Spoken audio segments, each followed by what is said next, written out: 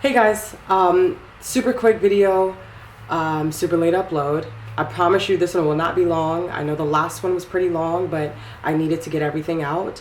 Thank you for listening. Thank you for sharing. Thank you for your super kind comments. And even for the comments where someone was saying things kind of rude about me. Listen, it's the internet. I'm 31 years old. Nobody on the internet is going to make me hate myself, like whatever. Sorry. But I want to say this. I'm feeling pretty good right now, but this has not been a good week for me, right? This is not, like, I'm not well since I uploaded that TikTok and posted my first YouTube. I've had several panic attacks. I've had a couple crying fits. I've had to go into closets at work, and thankfully I work in a very tenured building, and I have a lot of respect from my team, and I respect them, so they have allowed me to experience those things. But I don't think that I can do that part two. I'm not saying ever, but going back in, especially right now, I don't even have a therapist right now, it's very dangerous. It's just very irresponsible for me to myself. I've not been able to sleep that well. I did make the mistake, but it was good. It was a good thing, but I did make the mistake of watching Concert Crush on Prime. And that documentary is hardcore, okay? If you want to know what it felt like to be there, that one was so hardcore that it sent me into a spiral, and I was rocking on that couch behind me at 1 a.m. a couple nights ago, right? So I'm doing a little too much, I think. I think I'm overdoing it. I think I thought I was better than I was, and I still have a hard time sometimes understanding trauma and PTSD, but I'm going to have to pull back for now. I'm not saying I'll never make that video, but for now, I will not make it. If you follow me specifically for Astroworld content, listen, I appreciate it, but number one, I'm never ever going to just only live in that moment, because it is torture to be stuck in time. I just think it's important for people to know the truth, but I do not want to be known as the girl who survived Astroworld and then just only talked about that. For people who are in my comments saying that after they watch my video, they just never want to go to a concert, please, that was not the point of that video. True artists who care about their crowds and make really uplifting, positive, love-filled music, it is a beautiful thing to experience, you know? I will do a vlog, the next vlog I'm gonna put up here is last year. One of my friends is in a band for one of the biggest bass players in the world named Marcus Miller, and he invited me to Japan to go see that. And he knew my history with Astroworld, and that's why he invited me, because I'd be backstage, and I was backstage. I was safe the whole time, and I got to experience a jazz festival, because jazz is my favorite genre. It always has been my favorite genre. I love jazz. But I got to experience a beautiful crowd, listening to music, and just having enjoyment, and being so respectful. And we did even go to a metal show out there. I was at a metal show, once again, in VIP. No one was even around me really, but even the crowd there, they were so, we said it, we were this is the most peaceful metal crowd I've ever seen. It's just a different culture in Japan. So I'm gonna share that, because the point of my video was not to scare you out of going and enjoying live music. The point of it was to understand discernment and to trust yourself and to not be an idiot like I was, right? I was an idiot for doing no research. And honestly, post-quarantine, I just wanted to be outside by any means necessary, and I'm paying the price for that forever. So I made that video so that we could spread awareness about what happened that night, because the media failed us tremendously. And they still kind of are. They still kind of are. Media failed us. People failed us. I didn't really talk about it because people just didn't really understand. And I'm not saying you watching this are part of those people, because we have just met, right? But people I know just didn't care. They just didn't care, or they didn't get it, because it sounds crazy to say you survived a concert or a festival. But the one thing that I will say about this Netflix documentary is that although I know it's watered down and sugar-coated, it has quite literally helped people understand a lot of us were survivors from that night. it was very traumatic. So if you are becoming obsessed with the Astroworld content, I'm going to challenge you to just take a breather. I'm not saying don't look at anything, but I'm saying take a breather, because it's heavy and it's a lot the deeper you go.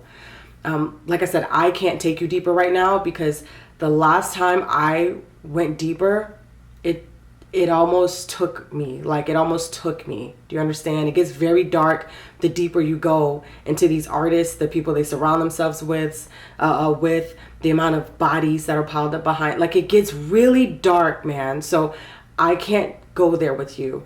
And also, the last time I did this, I ended up learning more about Freemasons, learning more about the occult, and I went into an actual like religious psychosis that had me throwing out records I got from like Europe in a back alley because I was so messed up. So it's just irresponsible for me to go there, because anyone who knows me in real life will tell you I am not like someone who just yells psychobabble. I'm very level-headed, very whatever.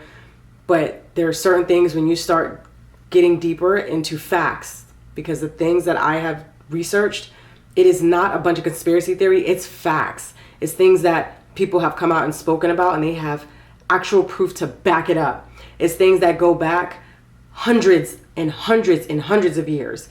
It gets like really dark. So I don't want to take you there, because I can't take you out of that, because I almost couldn't take myself out of that, right? So like I said, if you followed me for Astroworld content, for right now, I'm not even sorry to disappoint you, because I have to do this for myself.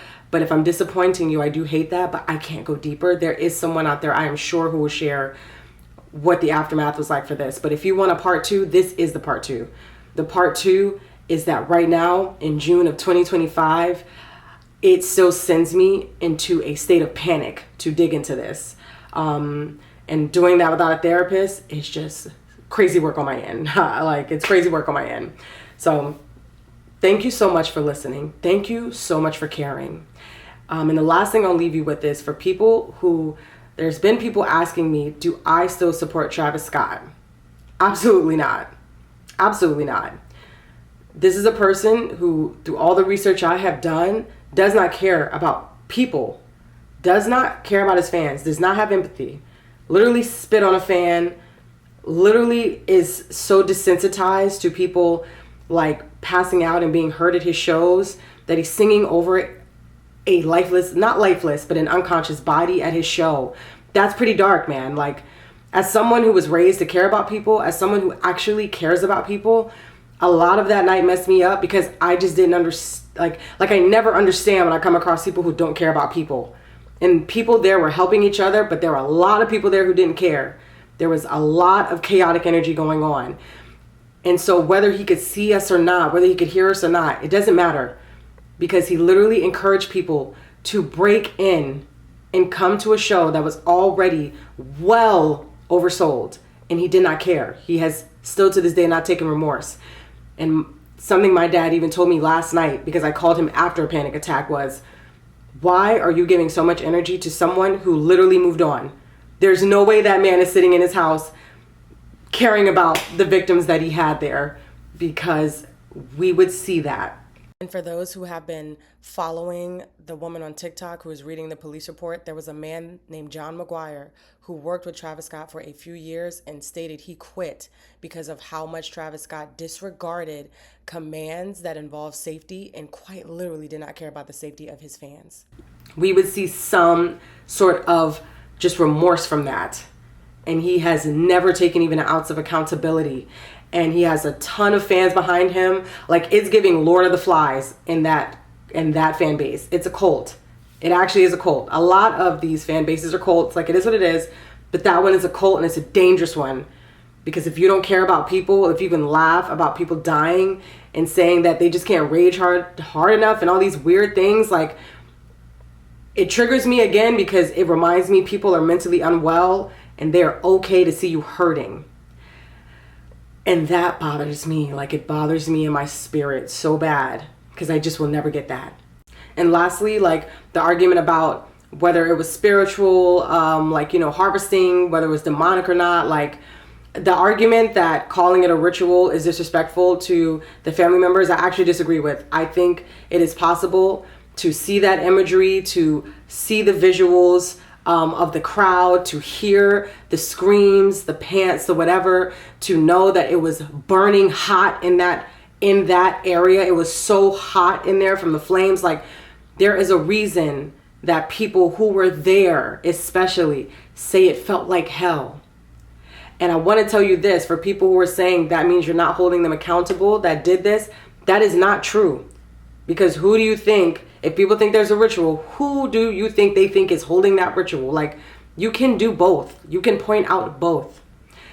And the argument, once again, that it was not demonic, but instead it was people choosing money over people.